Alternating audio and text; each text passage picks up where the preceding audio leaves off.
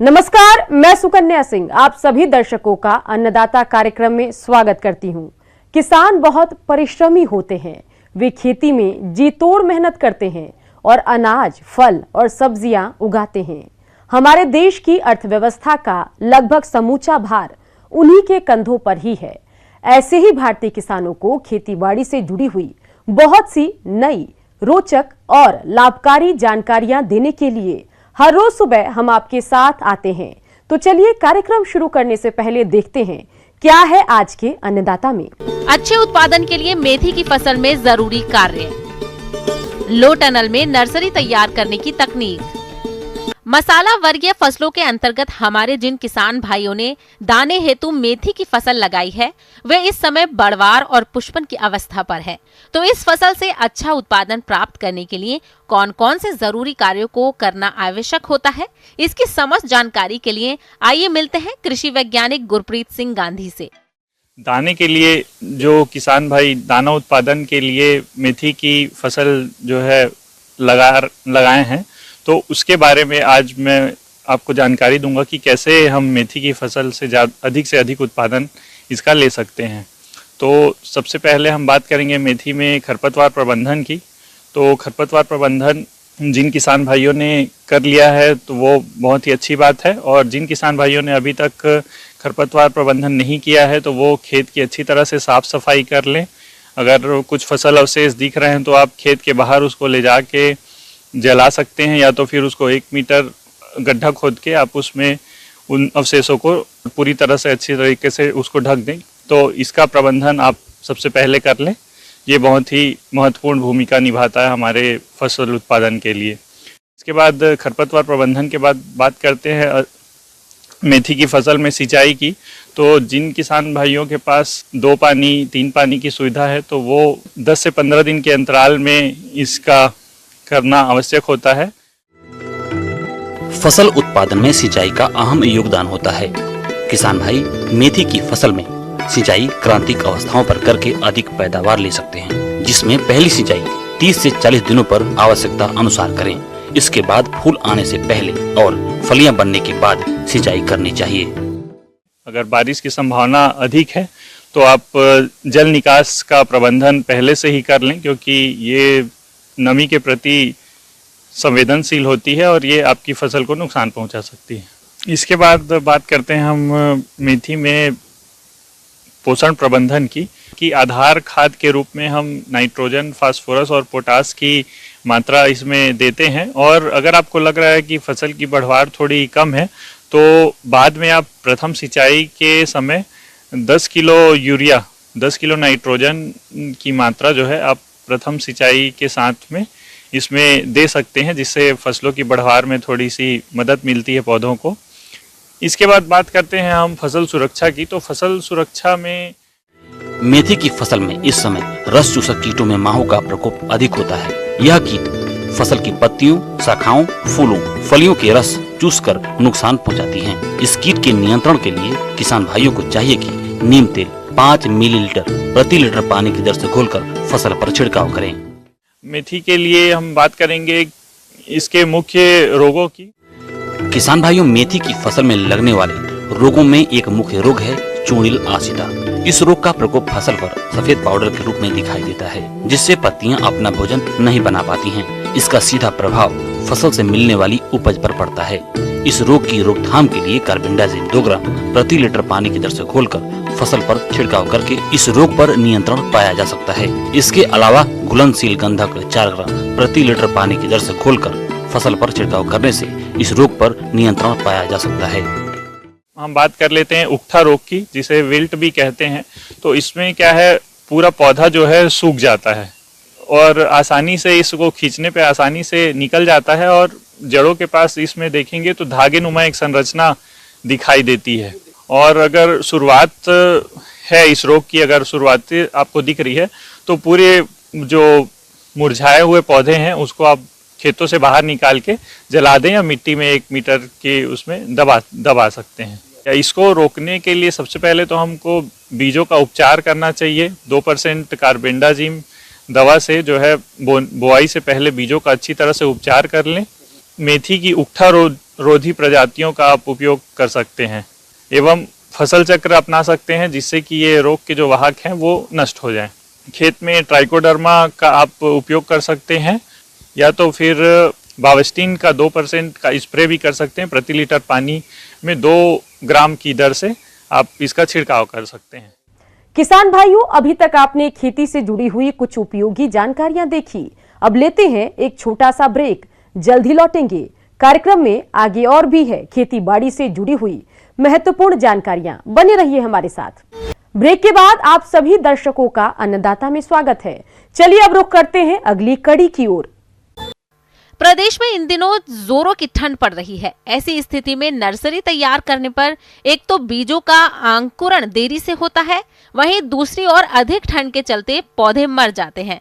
लेकिन किसान भाइयों, यदि आप नर्सरी को लो टनल पॉली हाउस में तैयार करते हैं तो स्वस्थ और अच्छी पौध तैयार कर सकते हैं।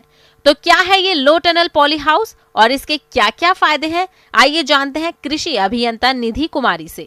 जैसे कि आप जानते हैं लो टनल, इसका नाम ही दिया गया है लो टनल। टनल जो होता है एक, जैसे कि आप देखते होंगे कि किसानों के यहाँ जैसे कि प्रोटेक्टेड कल्टीवेशन कभी आपने देखा होगा, जैसे कि बड़ी बड़ी पॉली हाउस होती हैं या नेट हाउस होती है या ग्रीन हाउस होती है। तो अगर हम उन चीज़ों को अगर आपने देखा होगा कभी, तो उसी का ये लो मतलब आप मिनियल वर्जन बोल सकते हैं, मतलब छोटा स्ट्रक्चर है ये। लो प्लास्टिक टनल ऐसी संरक्षित संरचना है जिससे मुख्य खेत में फसल की रोपाई के बाद प्रत्येक फसल क्यारी के ऊपर कम ऊंचाई पर प्लास्टिक की चादर ढक कर बनाया जाता है। ये फसल को कम तापमान से होने वाले नुकसान से बचाने के लिए बनाई जाती है। ये तकनीक उत्तर भारत के उन मैदानों में सब्जियों की बेमौसमी खेती के लिए बहुत उपयोगी है, जहां सर्दी के मौसम में रात का तापमान लगभग 40 से 60 दिनों तक 8 डिग्री सेंटीग्रेड से नीचे रहता है। तो वैसे परिस्थिति में किसान इस चीज को अपना नहीं पाते हैं। और जब भी आप देखेंगे कि आपने नर्सरी उगाने का फैसला किया है, क्योंकि बहुत बार देखा गया है कि बहुत सारे किसान चाहते हैं कि नर्सरी या तो अपने खेतों के लिए भी खुद तैयार करें, नहीं तो उन्हें बाहर से खरीदना पड़ता है। तो वैसे किसान जो खुद के खेत में खुद का तैयार किया हुआ नर्सरी से अगर पौधे लगाना चाहते हैं, जैसे टमाटर है, मिर्ची है, जैसे ठंडे के सीजन में बेसिकली हमने ये देखा है कि आपका जो अगर आपने उसको खुले में आपने पौधों को लगाया है तो विंटर स्ट्रोक की वजह से वो आपका जो डेवलपमेंट नहीं हो पाता है, उसका पौधे का जो बोलते हैं वो जल जाता है, पत्ती नहीं आ पाता है या उसकी ग्रोथ अच्छी नहीं हो पाती है। तो उस कंडीशन में हम क्या करते हैं, सजेस्ट किसानों को लो टनल। लो टनल कुछ भी नहीं होता है, ये आपका एक पॉलीथीन का स्ट्रक्चर है जो आप इसको बम्बू नुमा, जैसे कि आप देखते होंगे जो बांस होती है उसका जो पतला पतला ये काट के उसको हम चाहे तो उसको गुफानुमा बना सकते हैं और उस पे हम पॉलीथीन को लगा के उसको एक पतली पतली कांटी से उसको हम स्टिक कर सकते हैं। तो ये जो चीज़ होती है उसको हम बोलते हैं लो टनल। और लो टनल जो होता है वो उसकी प्राइस काफ़ी कम होती है। अगर इसकी प्राइस की बात करें तो मार्केट में 150 के रेंज में प्रति किलो के हिसाब से ये अवेलेबल है। और इसकी थिकनेस होती है, जो इसकी मोटाई बोलते हैं, पॉलीथीन शीट होती है उसकी मोटाई होती है वो 65 माइक्रोन से लेके 100 माइक्रोन तक होती है। जो माइक्रोन काफ़ी छोटा यूनिट होता है, जो बोलते हैं 10⁻⁻6 मीटर बोलते हैं उसको। तो ये इसकी जो थिकनेस होती है जो गेज शीट के हिसाब से आती है अगर आप मार्केट में जाएंगे तो इसकी जो साइज होती है वो बंडल जो होता है इसका 2 मीटर से लेके 12 मीटर की चौड़ाई में और 50 मीटर की लंबाई में ये उपलब्ध है।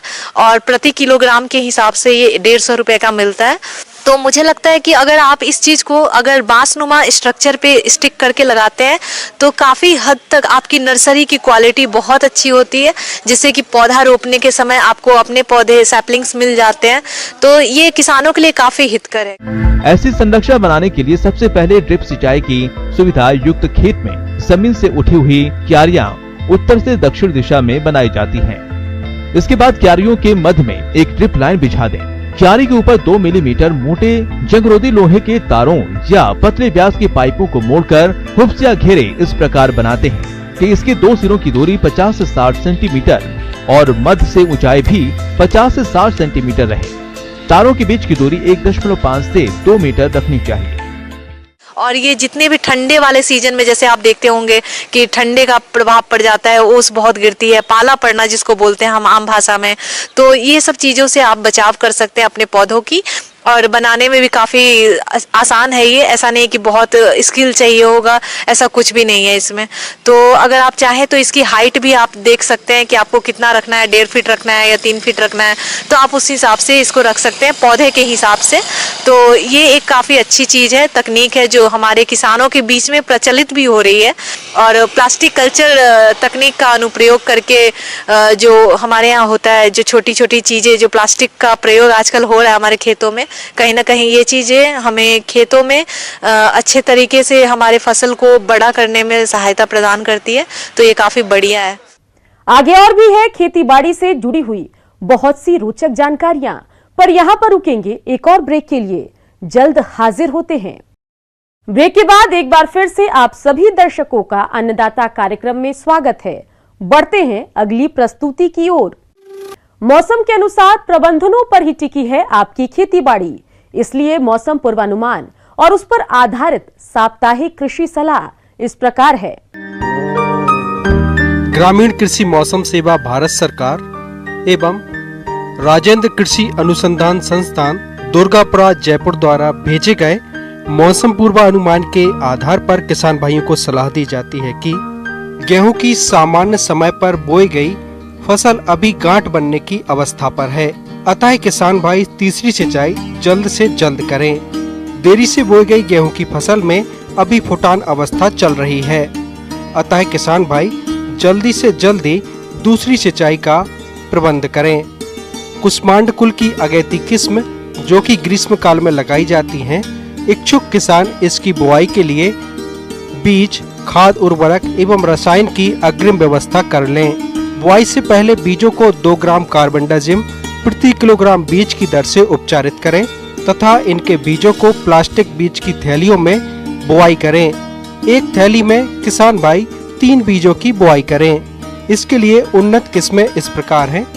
कद्दू के लिए पूसा विश्वास, पूसा अलंकार, अर्का चंदन। टेंडा के लिए बीकानेर ग्रीन, दिल पसंद, टेंडा लुधियाना, अर्का टेंडा आदि किस्मों का चयन करें। ककड़ी के लिए लखनऊ अगेती एवं अर्का शीतल अच्छी किस्म है। चिकनी तोरई के लिए पूसा चिकनी, सिलेक्शन 99 आदि किस्मों का चयन कर सकते हैं।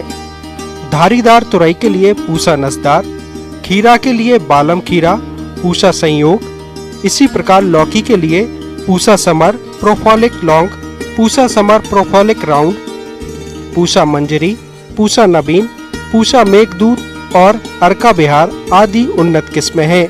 करेले के लिए उन्नत किस्म कोयम्बटूर लौंग, पूसा 2 मौसमी, प्रिया, अर्का हरित एवं पूसा विशेष का चयन कर सकते हैं। इस समय मेथी, मटर, जीरा और धनिया में फफूंदी रोग लगने की संभावना है।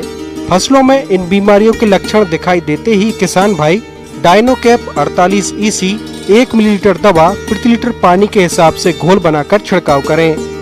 ग्रीष्मकालीन टमाटर की नर्सरी लगाने का उचित समय है, अतः किसान भाई उन्नत किस्मों का बीज का चयन कर नर्सरी तैयार करें। चने और पछेती मटर की फसल में इस समय फली छेदक कीट का प्रकोप हो सकता है। इसके नियंत्रण के लिए सिंचित अवस्था में डायनोकैप 48 EC 1.25 मिलीलीटर दवा प्रति लीटर पानी में घोल बनाकर छिड़काव करें। इस समय दुधारू पशुओं में थनैला रोग होने की संभावना हो सकती है, अतः किसान इसके बचाव के लिए पशुशाला की नियमित साफ सफाई करें एवं दूध दोहने के उपरांत थन व आयन को पोटेशियम परमामैग्नेट यानी लाल दवा से नियमित रूप से धोते रहें। थन चटकने की स्थिति में 1 भाग ग्लिसरीन एवं 1 भाग पोटेशियम परमैग्नेट को दूध दोहने के बाद पशु के थनों पर लगाएं।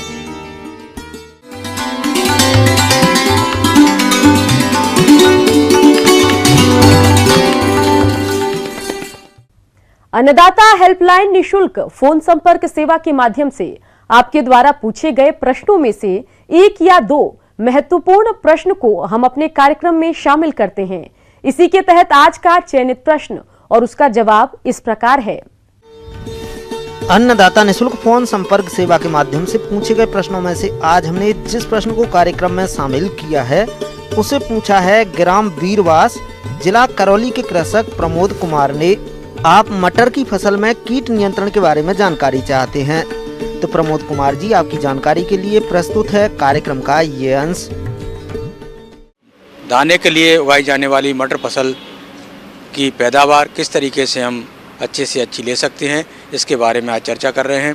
किसान भाइयों, मटर हमारे यहाँ के लिए एक बहुत ही उपयोगी फसल है और बहुत सारे किसान मटर को शरद ऋतु में दाने के लिए पैदा करते हैं और इसका जो है अच्छे से अच्छा मूल्य लेते हैं। किसान भाइयों, मटर में कुछ विशेष कीट और रोगों का प्रकोप होता है जिससे हमारी फसल को काफ़ी क्षति होती है। किसान भाइयों, मटर की फसल को कीट अत्यधिक नुकसान पहुंचाते हैं, जिसकी वजह से मटर के उत्पादन में भारी कमी आ जाती है। इसलिए आप इनकी पहचान कर समय रहते नियंत्रण कैसे करें, इसकी जानकारी कुछ इस प्रकार से है। मैं आपको बताना चाहूँगा कि मटर में जो प्रमुख कीट जो इस समय जो क्षति करते हैं, उसमें पहला जो कीट है वो है माहू, जिसको हम जो है लेसा के नाम से भी जानते हैं। और ये जो माहू होता है ये बहुत ही जो है मुलायम कीट होता है। इसकी जो बॉडी होती है वो सॉफ्ट होती है, लेकिन ये जो कीट है इसके जो मुखांग होते हैं वो जो है चूसने वाले होते हैं। तो ये जो मटर की जो फसल होती है, जो उसकी जो मुलायम टहनियाँ होती हैं, पत्तियाँ होती हैं और जो पुष्प होता है, उससे ये रस चूसकर मटर की फसल को नुकसान पहुंचाता है, जिससे मटर की फसल कमज़ोर हो जाती है और पैदावार पर इसका जो है बहुत ही प्रतिकूल प्रभाव पड़ता है।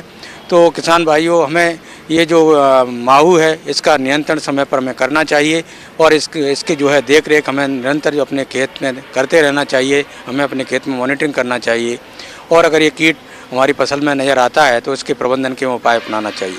सबसे पहले मैं आपको ये बताना चाहूँगा कि माहू के प्रबंधन के लिए हम जो है अपने खेत में 1.5 बाई 1.5 के या 1.5 बाई 2 के एक गत्ते लेकर और उसमें एक लकड़ी बांधकर उससे जो गत्ते हैं उन पर जो है अगर हम पीला कलर से उसको पेंट कर देते हैं और बाद में उसके ऊपर हम ग्रीस लगा देते हैं और ऐसे जो बोर्ड हैं या जो गत्ते हैं हम अगर खेत में लगा देते हैं तो जो माहू होता है ये जो है नेचुरल रूप से या प्राकृतिक रूप से ये इन गत्तों पर चिपकता रहता है और उसका जो है प्राकृतिक कंट्रोल इससे होता है। इसके बाद में हमें जो है माहू के प्रबंधन के लिए जैविक कीटनाशियों का भी उपयोग करना चाहिए। इसके लिए हम नीम तेल का उपयोग कर सकते हैं। नीम तेल 5 ml दवा प्रति लीटर पानी के हिसाब से अगर हम घोल बनाकर माहू के ऊपर प्रयोग करते हैं तो इससे भी माहू जो है नियंत्रित हो जाता है, इससे भी कंट्रोल होता है।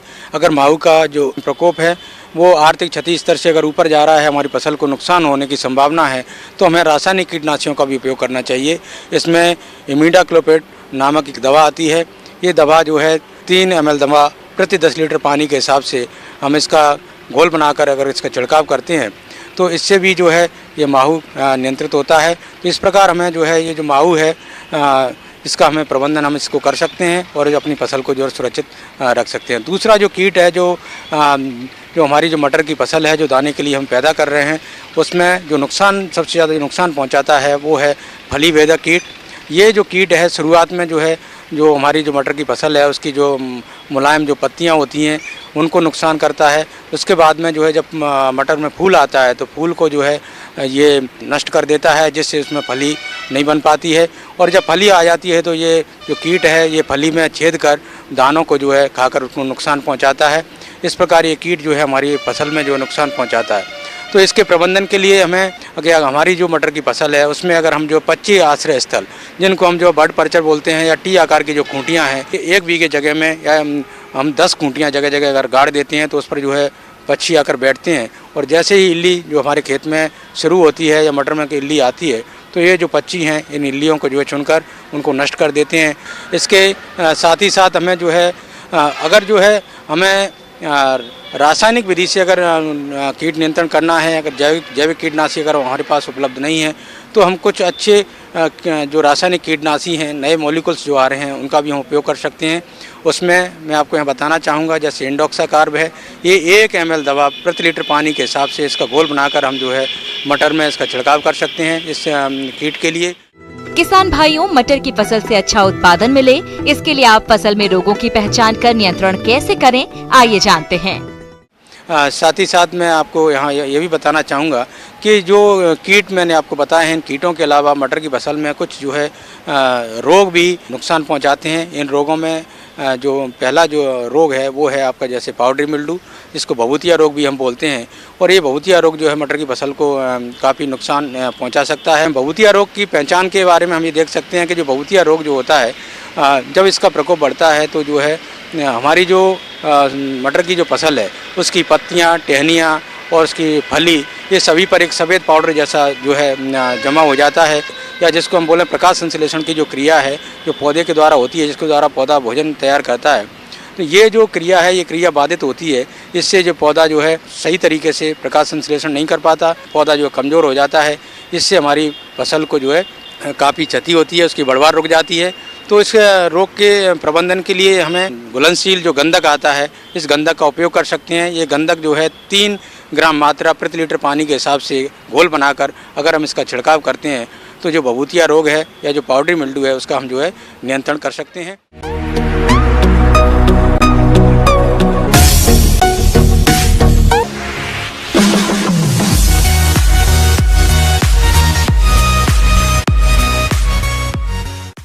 आइए अब एक नजर डालते हैं राज्य के कुछ चुनी हुई मंडियों के प्रमुख फसलों के बाजार भाव पर।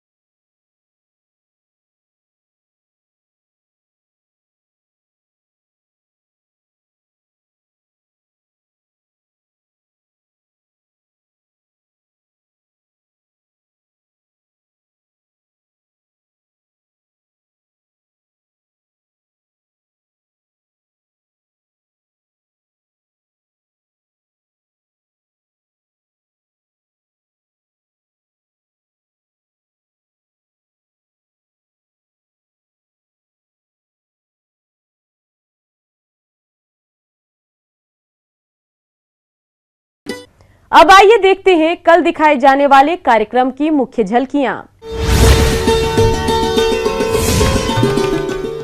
समन्वित खेती कर रहे किसान से मुलाकात।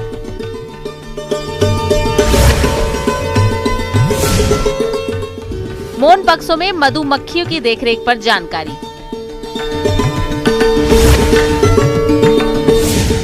किसान भाइयों, अन्नदाता आपकी सेवा के लिए संकल्परत है। कृषि संबंधित समस्या और सुझावों के लिए आप हमें इस पते पर संपर्क कर सकते हैं। प्रोड्यूसर अन्नदाता, news 18 Rajasthan, Ramoji film city, Hyderabad 501512। साथ ही आप हमें ईमेल भी कर सकते हैं।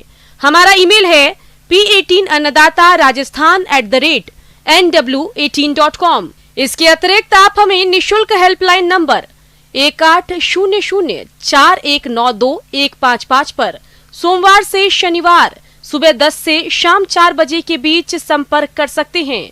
किसान भाइयों, अब समय हो रहा है आपसे विदा लेने का, तो हमारी अन्नदाता टीम को दीजिए इजाजत।